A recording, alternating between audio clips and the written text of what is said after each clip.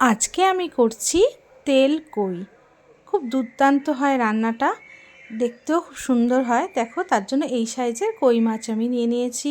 নুন হলুদ মাখিয়ে নিচ্ছি, মাছের গায়ে ভালো করে মাখিয়ে নিতে হবে।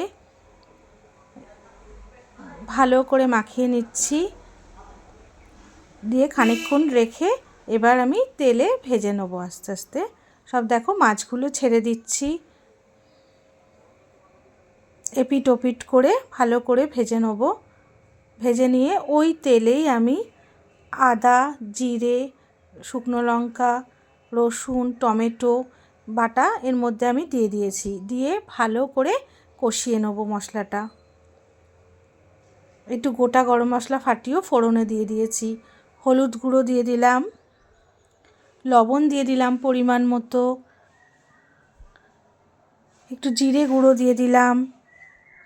খুব সিম্পল রান্না এটা। একটু ধনে গুঁড়ো দিয়ে দিলাম, একটু কাশ্মীরি মির্চ দিয়ে দিলাম। দিয়ে ভালো করে আবারও কষিয়ে নিচ্ছি।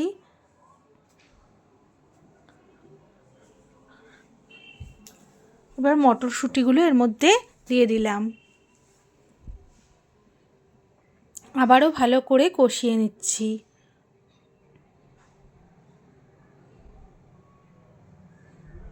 এবার এর মধ্যে জল দিয়ে দিলাম মশলাগুলো কষানোর পর। দিয়ে এবার ভাজা মাছগুলো এর মধ্যে ছেড়ে দিচ্ছি। দিয়ে ভালো করে মাছগুলো জলের মধ্যে ডুবিয়ে দেবো। খানিকক্ষণ 15 মিনিট মতো ফুটতে দেবো।